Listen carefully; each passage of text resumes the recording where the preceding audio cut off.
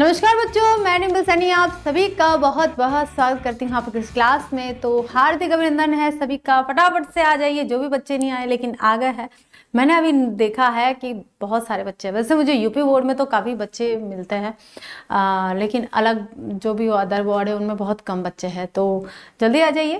तो आज हम यहाँ पर पढ़ने वाले हैं UP board 12th class Hindi और हिंदी गद्य गरिमा में। आज हमारा लास्ट चैप्टर है, ठीक है। तो लास्ट चैप्टर पढ़ेंगे, लेकिन लास्ट लेक्चर नहीं है, लास्ट चैप्टर हम स्टार्ट कर रहे हैं। तो स्टार्ट कर रहे हैं, आपको पता अच्छे से कि कौन है हमारे भूतपूर्व कहेंगे या स्वर्गीय जो भी है, हम और हमारा आदर्श, जिन्होंने लिखा है एपीजे अब्दुल कलाम। तो एपीजे अब्दुल कलाम के कुछ संपादित अंश है और अंशों में से लिया गया है हम और हमारे आदर्श। तो आज हम यहाँ उस चैप्टर को पढ़ने से पहले उसके लेखक यानी कि एपीजे अब्दुल कलाम जी का जीवन परिचय पढ़ेंगे। और काफ़ी ये जो युवा वर्ग होता है ना, ये एपीजे अब्दुल कलाम जी के जीवन परिचय को पढ़ने के लिए, उनके जीवन के बारे में जानने के लिए या उनकी ऑटोबायोग्राफी जानने के लिए काफ़ी उत्सुक रहता है, काफ़ी एक्साइटेड रहता है कि हाँ वो कौन थे भाई, क्योंकि वे हमेशा युवाओं से जुड़े हुए रहते थे। खास करके स्कूल कॉलेज इन बच्चों से हमेशा जुड़े हुए रहते थे, उनको अच्छी अच्छी बातें बताते थे, जीवन में क्या करना है कैसे करना है, क्योंकि वे खुद भी संघर्ष करके यहाँ तक पहुंचे थे। इसलिए वो बताते हैं कि कभी भी बाधाओं से रुकना नहीं चाहिए, हमेशा आगे बढ़ते रहना चाहिए। तो ऐसे ही हम भी पढ़ेंगे आज उनका जीवन परिचय। मुझे भी बहुत मेरे कुछ आदर्श महान व्यक्ति हैं, उन व्यक्तियों में अब्दुल कलाम जी का नाम भी आता है, क्योंकि मैं उनके जब भी कोई थॉट्स पढ़ती हूँ तो मुझे बहुत मोटिवेशन मिलता है, मैं बहुत अच्छा फील करती हूँ। तो काफ़ी पॉजिटिविटी थी उनकी, जो सोच थी वो, तो उस पॉजिटिविटी को ही हमें अपने जीवन में धारण करना चाहिए। कभी कभी क्या होता है कि हमें काफ़ी, हमारा जो माहौल है ना आसपास का, कभी चिंताग्रस्त हो जाता है, हम समझ नहीं पाते हमें क्या करना चाहिए क्या नहीं करना चाहिए। तो हमें उन महापुरुषों के दिए गए वक्तव्य, उन वचनों को एक बार दोहरा लेना चाहिए। उससे क्या होता है कि हमें थोड़ा सा आधार मिल जाता है और हमारा जो जीवन है फिर थोड़ी सी सही टाइम पे सही राह पर चल पड़ता है। तो शुरू करते बिना देर करें एपीजे अब्दुल कलाम जी का जीवन परिचय। तो ऐसी शख्सियत हम जान रहे हैं, इनको पढ़ रहे हैं, हमारे अहोभाग्य है ऐसे, क्योंकि भारत रत्न कहेंगे, महान व्यक्तित्व के धनी कहेंगे। संप्रदाय से मतलब नहीं है बच्चों, व्यक्ति से मतलब होता है, उनका व्यक्तित्व से मतलब होता है, उनके व्यवहार से मतलब होता है, उनके द्वारा किए गए देश हितार्थ कार्य से मतलब होता है। मिसाइल मैन के नाम से जाने जाते हैं। अब मिसाइल भाई खुद के लिए तो बनाई नहीं थी, देश के लिए बनाई थी, तो देशभक्त भी कहेंगे हम इनको, ठीक है। तो शुरू करते हैं।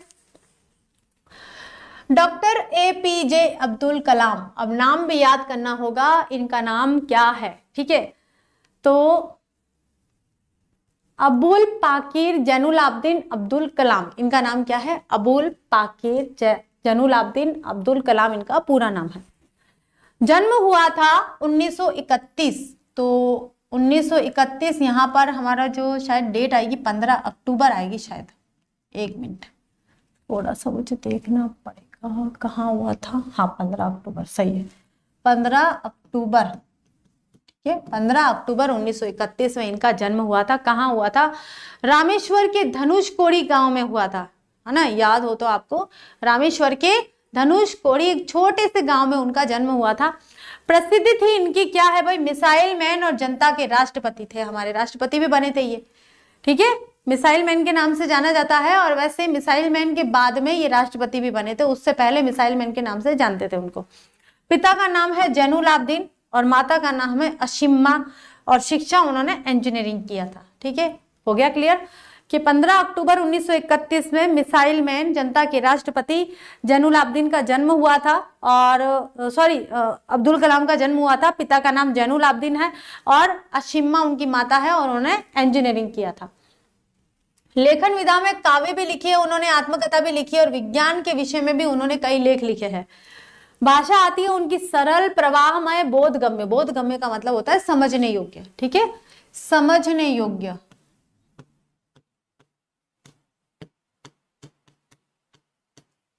समझने योग्य, ठीक है। शैली आती है उनकी चिंतन परक और आत्मकथात्मक, यानी कि स्वयं को के ऊपर, स्वयं को लेकर उन्होंने लिखा है, ठीक है। उन्होंने अपनी कहानियां की, उन्होंने मिसाइल मैन बने हैं, तो मिसाइल जो भी उन्होंने बनाई थी तो उनको लेकर भी उन्होंने कहानी के आधार पर लिखा है। तो आत्मकथात्मक रूप में, कथात्मक यानी कि अपनी खुद की कहानी बता रहे हैं। ऐसी कहानी बताते बताते उन्होंने ये जितने भी साहित्य है, जितने भी चाहे विज्ञान के, साइंस के क्षेत्र में उन्होंने जो भी उपलब्धियां प्राप्त करी थी या फिर इस देश ने करी थी या विश्व ने करी थी, जो भी थी वो सारी चीजें उन्होंने आत्मकथात्मक शैली में लिखी है। प्रमुख रचनाएं उनकी ignite minds, unleashing the power with in India, my journey आदि।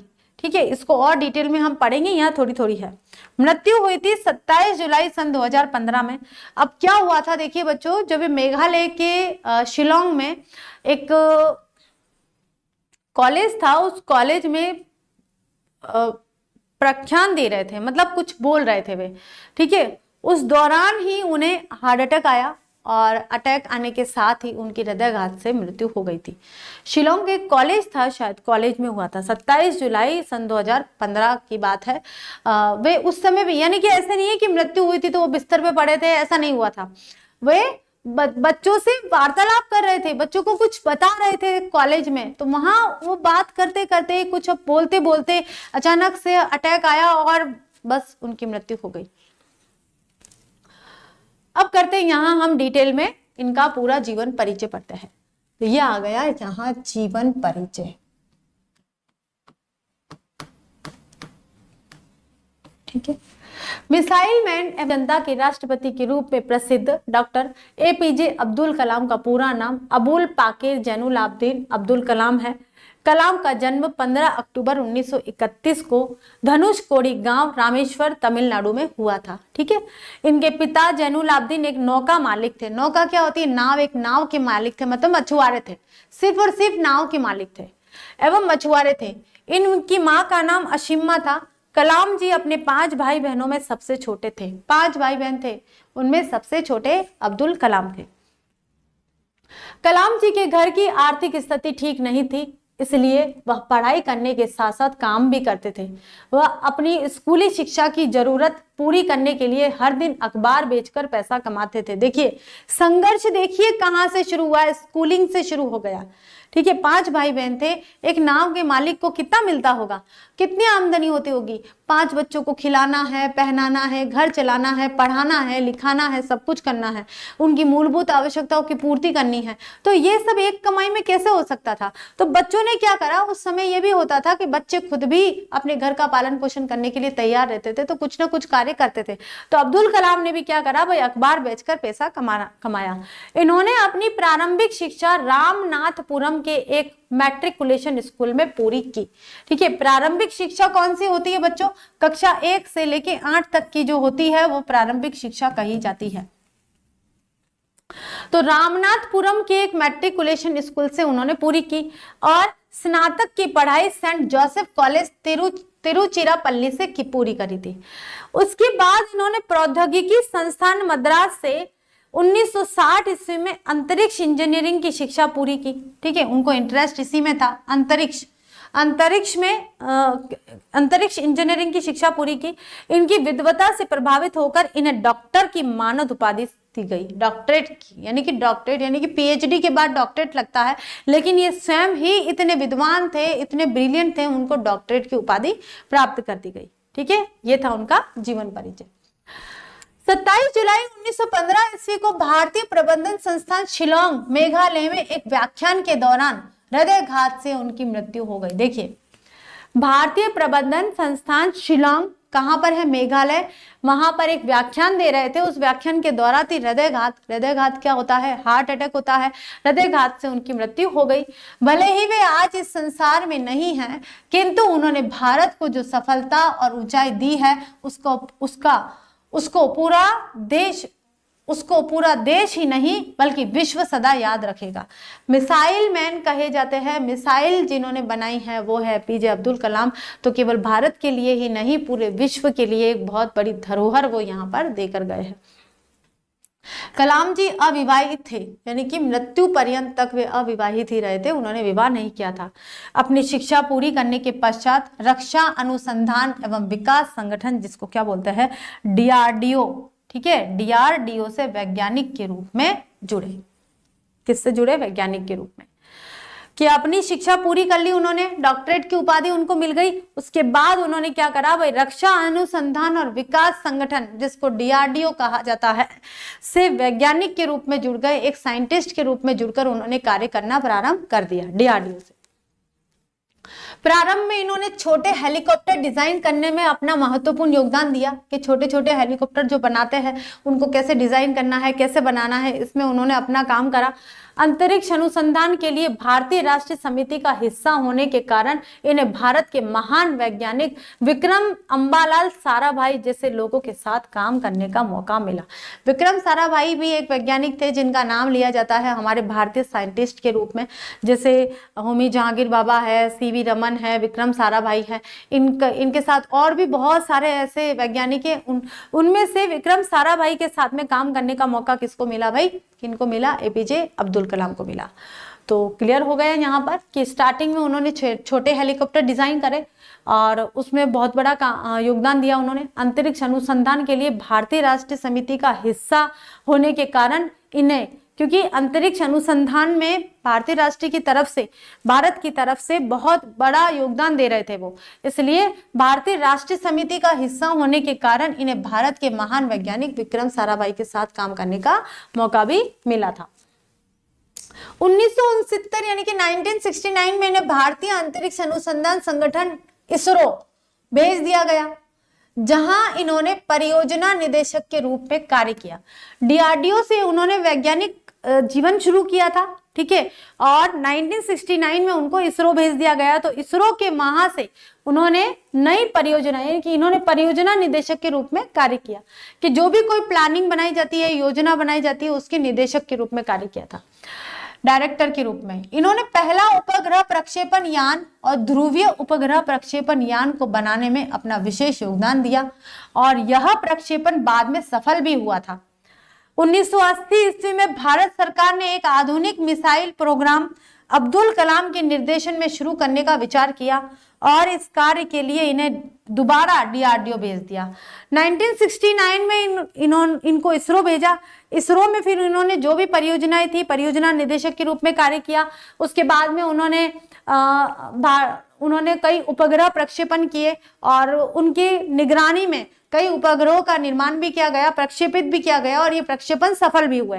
फिर बाद में 1980 में भारत सरकार ने सोचा कि आधुनिक मिसाइल प्रोग्राम अब्दुल कलाम के निर्देशन में शुरू करना चाहिए। तो ये कहाँ हो सकता था? DRDO में हो सकता था, इसलिए उनको फिर से 1980 में DRDO भेज दिया गया।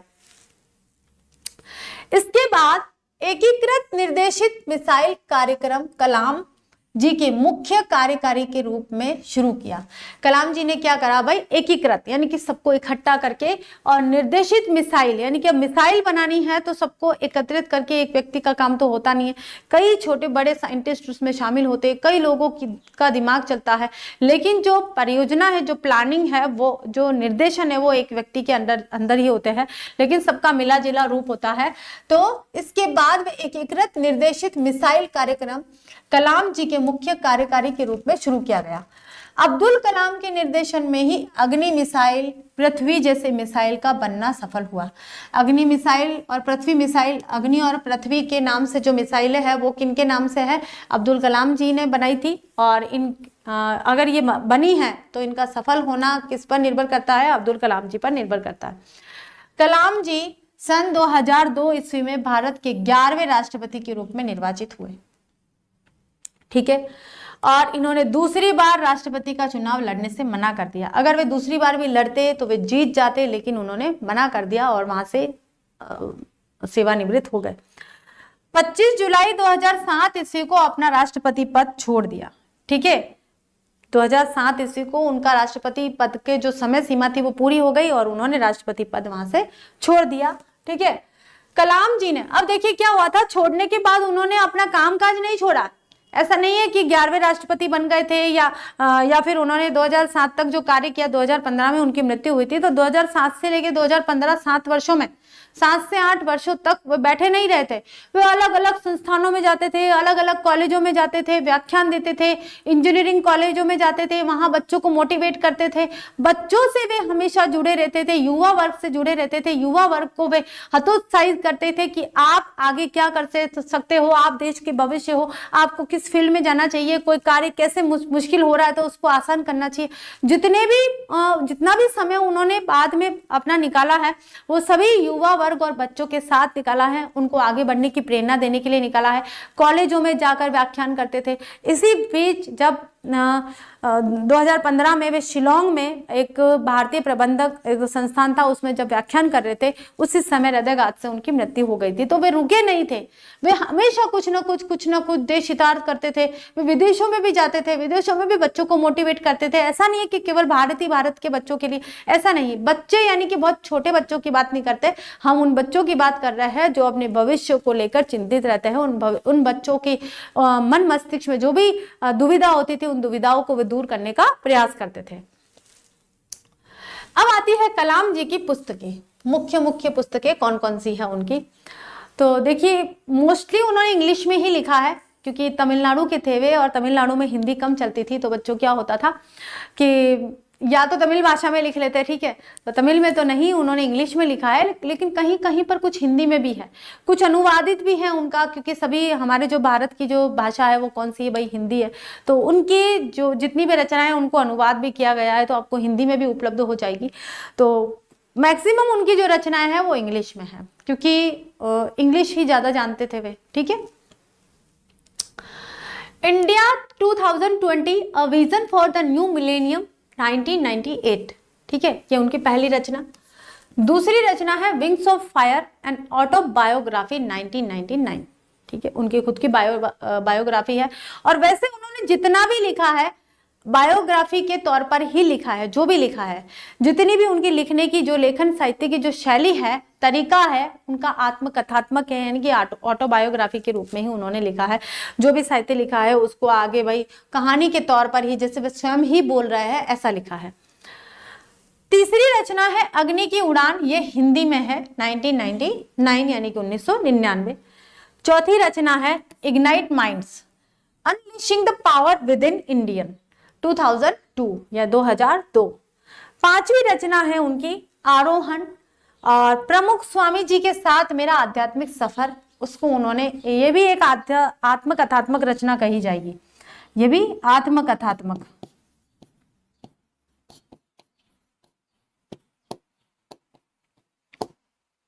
शैली की रचना, ठीक है। तो ये 5 मुख्य रचनाएं हैं और इनको अच्छे से देख लीजिए। वैसे तो बिल्कुल ही साहित्यकारों से हटके रचना है, तो आपको याद हो जाएगी। जैसे आरोहण दे दिया है, अग्नि की उड़ान दे दिया, तो अग्नि जो मिसाइल है, पृथ्वी जो मिसाइल है, एपीजे अब्दुल कलाम जी ने के निर्देशन में बनी थी, उनका नाम आना चाहिए। तो अग्नि नाम आते ही आप क्या लिखोगे भाई, एपीजे अब्दुल कलाम। तो हो सकता है आपसे ऐसा ना पूछ के ये बता दिया जाए कि भाई ये कब प्रकाशित हुई थी, 1999 में प्रकाशित हुई थी। ये प्रकाशित कब हुई थी भाई, 2002 में प्रकाशित हुई थी। ये कब प्रकाशित हुई थी, wings of fire and autobiography 1999 में हुई थी। भाई ये कब प्रकाशित हुई थी, इंडिया 2020, ये 1998 में प्रकाशित हुई थी। यानी कि इंडिया 2020 क्या है, a vision for the new millennium, उन्होंने पहले ही लिख डाला था। देखिए अब आते हैं यहाँ पर एपीजे अब्दुल कलाम जी के सम्मान, यानी कि सम्मान कौन कौन से दिए थे। तो काफी सम्मान उन्होंने, भर के सम्मान दिए, भर के मेडल, भर के मॉन्यूमेंट कहेंगे हम, शील्ड कहेंगे, पता नहीं कितने, क्योंकि वे डिजर्व करते थे, वे अधिकारी थे इन सब के, उनको प्राप्त होना चाहिए था, क्योंकि उन्होंने देश के हित में ऐसा किया है। राजनीति में नहीं गिरना चाहते थे, नहीं जाना चाहते थे, लेकिन फिर भी भारत का राष्ट्रपति उन्हें बनाया गया। दूसरी बार भी बनाया जाने वाला था, लेकिन उन्होंने स्वयं न मना कर दिया, नहीं मुझे दोबारा राष्ट्रपति नहीं बनना है, मुझे तो क्या करना है, क्योंकि उनको ये लग रहा था कि मैं राजनीति में आके राष्ट्रपति बनकर शायद मैं बंद गया हूँ, जो मैं करना चाहता हूँ वो नहीं कर पा रहा हूँ। कभी कभी क्या होता है कि हम सोचते नहीं मैं यहाँ जाकर ये सब काम कर लूंगा, लेकिन कभी कभी हम जब उस फील्ड में या उस क्षेत्र में जाते हैं तब हमें पता चलता है कि इस क्षेत्र ने, इस फील्ड ने हमको बांध दिया है। हमारी जो नेचुरल चीज है, या हम बोल सकते हैं कि हमारी जो व्यवहारिक या हमारी जो प्राकृतिक नॉलेज है, या हम जो प्राकृतिक रूप से जो करना चाहते हैं वो नहीं कर पा रहे हैं, तो हम फिर उस चीज को छोड़ने का सोचते हैं, तो वो ऐसे ही छोड़ना नहीं होता है। तो देखिए, डॉक्टर कलाम को अनेक पुरस्कारों से सम्मानित किया गया। पहला है पद्म भूषण, 1981 में सम्मानित कर दिया गया था। दूसरा है पद्म विभूषण। तो जितने भी भारत के सम्मान है, पद्म भूषण, पद्म विभूषण, भारत रत्न, सभी से सम्मानित किया गया है। पद्म भूषण 1981 में, पद्म विभूषण 1990 में, और भारत रत्न 1997 में उनको सम्मानित कर दिया गया था। चौथा आता है वान ब्राउन अवार्ड 2013 में। कलाम जी के उपयुक्त विवरण से स्पष्ट है कि कलाम जी विलक्षण प्रतिभा वाले व्यक्ति थे। एक्स्ट्रा ऑर्डिनरी माइंड था उनके अंदर, एक्स्ट्रा ऑर्डिनरी कहेंगे हम, ठीक है, आउटस्टैंडिंग, यानी कि हम जो सोच रहे हैं बिल्कुल उससे हटके था। एक छोटे से गांव के, मतलब रामेश्वर, तमिलनाडु के रामेश्वर के छोटे से गांव धनुषकोडी के एक छोटे से निर्धन परिवार के सबसे छोटे बच्चे इतना बड़ा नाम रोशन कर गए। अब्दुल कलाम, क्या नाम! अब्दुल कलाम का नाम आते ही आपके जहन में बस मिसाइलें आती होगी, अंतरिक्ष आता होगा, ये वो फला पता नहीं क्या, और जो ये चेहरा है वो शायद कभी आपकी नजरों से हटता ही नहीं होगा। मेरे चेहरे से कभी नहीं, मेरे दिमाग से कभी नहीं हटता इनका चेहरा, हमेशा याद रहता है। ये भारत के उच्च कोटि के वैज्ञानिक, लोकप्रिय राष्ट्रपति, दार्शनिक एवं समाज सेवी थे। वैज्ञानिक थे तो काफी अच्छे, बहुत बड़े वैज्ञानिक माने जाते हैं अब्दुल कलाम भारत के क्षेत्र में। भारत के इतिहास में वैज्ञानिकों की श्रेणी में सबसे बड़ा नाम आता है, उच्च कोटि के वैज्ञानिक थे ये। लोकप्रिय राष्ट्रपति थे, राष्ट्रपति रहते रहते भी उन्होंने काफी लोकप्रियता हासिल कर ली थी लोगों के बीच में। जब भी उनको व्याख्यान का अवसर प्राप्त होता था, वे लोगों से अपने आत्मकथात्मक रूप में अपने अनुभवों को शेयर करते थे। अपने जो भी अनुभव थे, उन्होंने क्या सीखा है, कैसे सीखा है, वो सारी चीजें वो बताते थे। तो काफी लोकप्रिय राष्ट्रपति भी रहते हुए, दार्शनिक भी थे, साथ में समाज सेवी भी थे, समाज सेवा करना जानते थे। एक चीज और बताऊं बच्चों, जब उनकी मृत्यु हुई थी उसके बाद उनके कक्ष को खंगाला गया। खंगालने का मतलब है निरीक्षण किया गया, तो शायद 7 से 8 जोड़ी उनके कपड़े मिले थे, और संपत्ति के रूप में ढेर सारी किताबें मिली थी।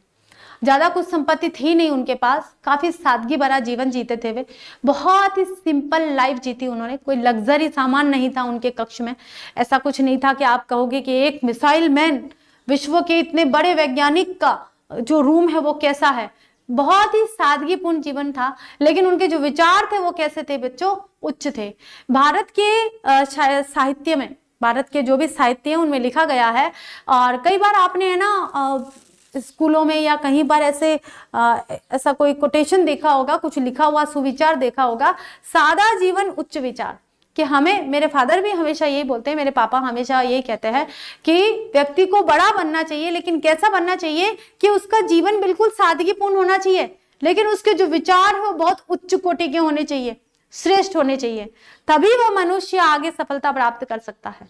तो जीवन को हमेशा सादगीपूर्ण रखो और विचारों को बड़ा महान बना दो, विचारों में बहुत सुंदरता ला दो, उसको जितना सजाना है संवारना वो विचारों में कर लो आप, तो देखिए आप कहां पर रुकते हो फिर। ये मानवता के पुजारी एवं भारतीय युवाओं के हृदय सम्राट थे, बिल्कुल युवा जगत के हीरो थे, वे राजा थे। कलाम जी का संपूर्ण जीवन पूरे विश्व के लिए प्रेरणा स्रोत है, पूरे विश्व के लिए, भारत के नहीं पूरे विश्व के लिए। आज कलाम जी भले ही जीवित न हो, किंतु अपने कार्यों के द्वारा संपूर्ण विश्व में अपनी अमिट छाप छोड़ गए हैं। तो ये है बच्चों हमारे एपीजे अब्दुल कलाम जी का जीवन परिचय। तो हमने यहाँ पर बहुत ही अच्छी तरीके से, आपको अच्छे से याद भी हो गया होगा, 15 अक्टूबर 1937 ईस्वी में उनका जन्म हुआ था, और 2015 में उनका देहांत हो गया था। तो ये सारी चीज़ें आपको अच्छे से क्लियर हो गई है, उनके सम्मान क्लियर हो गए हैं, पद्म भूषण, पद्म विभूषण, भारत रत्न जो भी थे। और उनकी रचनाएं भी 5 रचनाएं हैं, 5 में से कुछ तो आपको याद होगी कौन सी रचना कब प्रकाशित हुई थी, ये भी आपको याद रखना है। जीवन से जुड़ी हुई बातें भी हमने देख ली है, तो काफ़ी इंटरेस्टिंग लगता है, मुझे बहुत अच्छा लगता है APJ अब्दुल कलाम जी का जीवन परिचय पढ़ना, उनके जीवन के बारे में और भी प्रेरक प्रसंग बोलते हैं ना, नई नई कहानियां उनके जीवन में क्या क्या घटित हुआ था, मुझे बहुत पसंद है और मैं पढ़ती रहती हूँ उनके बारे में। कई विचार भी उनके आते हैं, चिंतन भी उनके जो किए हुए हैं, या उन्होंने किस कॉलेज में या किस संस्थान में क्या बोला है, कभी कभी मैं निकाल कर उनको देखती रहती हूँ, सुनती रहती हूँ, मुझे बहुत अच्छा लगता है। आप भी ऐसा सुना करें, फालतू की चीजें मत देखिए। मोबाइल में एक जीवन को संवारने के लिए उपकरण आते हैं, हमें जीवन को बर्बाद नहीं करना है। जैसे आप लोग यहाँ पर चैट बॉक्स भरे रहते हो, बातें करते रहते हो आपस में, कौन कहाँ, अरे मिलने वाले नहीं है, हम समय बर्बाद क्यों करें। जो भी है हम पढ़ने के बाद कहीं भगवान की कृपा से कहीं मिल गए और कह दिया कहाँ से पढ़ा था, जब आप कहोगे कि हमने 12th यहाँ से किया था, यहाँ से कोचिंग ली थी, तो तब आपका जो संपर्क होगा तब वो होगा कि नहीं ये तो मेरे ही एरिया का है भाई, ये तो मेरी ही कोचिंग का व्यक्ति है, मेरे ही कोचिंग से पढ़ा हुआ है, हमने एक ही तरह के टीचर्स से पढ़ाई करी है, तो वो आपकी फिर पहचान होगी, वो आपकी बातचीत होगी, हाँ वो बातचीत वो सार्थक होगी। अभी आपकी बातचीत सार्थक नहीं है। तो ठीक है बच्चों, आज हमारी क्लास यहीं पर समाप्त होती है। अगली क्लास में फिर मिलते हैं APJ अब्दुल कलाम के नेक्स्ट चैप्टर की तरफ, यानी कि जो उन्होंने लिखा है उसको पढ़ेंगे। तो आज के लिए इतना ही। Thank you so much.